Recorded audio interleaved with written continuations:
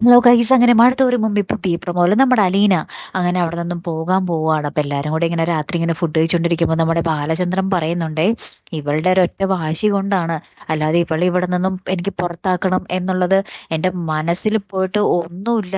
അതെനിക്ക് ഒട്ടും ആഗ്രഹവും ഇല്ലാത്തൊരു കാര്യമാണ് എന്നൊക്കെ നമ്മുടെ ബാലചന്ദ്രൻ പറയുകയാണ്. അപ്പൊ അലീന പറയുന്നുണ്ട്, എനിക്കും അങ്ങനെ തന്നെ ആണച്ചാ, പക്ഷേ എന്റെയും അവസ്ഥ അങ്ങനെ ആയിപ്പോയി എന്ന് നമ്മുടെ അലീന എല്ലാരോടും കൂടെ പറയുന്നുണ്ടേ.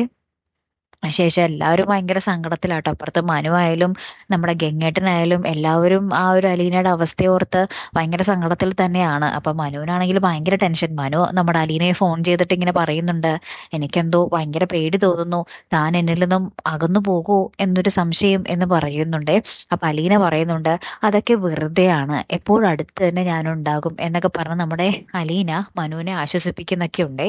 അപ്പൊ ഇപ്പുറത്താണെങ്കിൽ നമ്മുടെ ബബിത പറയുന്നുണ്ട്, അലീന ചേച്ചി എവിടെ ചെന്നാലും അവിടത്തെ ആൾക്കാരായിട്ട് പെട്ടെന്ന് ഇണങ്ങും, പിന്നെ നമ്മളെയൊക്കെ പെട്ടെന്ന് മറക്കുകയും ചെയ്യും എന്ന് പറയുക. അപ്പൊ കൃഷ്ണമോള് പെട്ടെന്ന് പറയുന്നുണ്ട് കേട്ടോ, അതിന് നമ്മളുടെയൊക്കെ കാര്യം ഓർത്തിരിക്കാനായിട്ട് ഇവിടെ എന്ത് നല്ലത് അലീന ചേച്ചിക്ക് സംഭവിച്ചിട്ടുള്ളേ എന്നിങ്ങനെ പറയുക കേട്ടോ. അപ്പൊ എല്ലാവരും വീണ്ടും ശോകമടിച്ചിരിക്കുന്നു.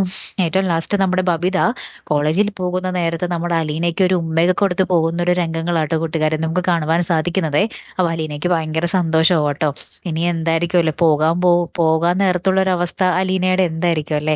പോരാത്തതിന് നമ്മുടെ അച്ഛനും മകളും തമ്മിൽ നേരിട്ട് കാണുമ്പോഴും അതും വേറെ ലെവലായിരിക്കും. കാത്തിരിക്കാട്ടോ. അപ്പൊ അടുത്തൊരു വീഡിയോ വരുന്നത് വരയ്ക്കും ഗുഡ് ബൈ.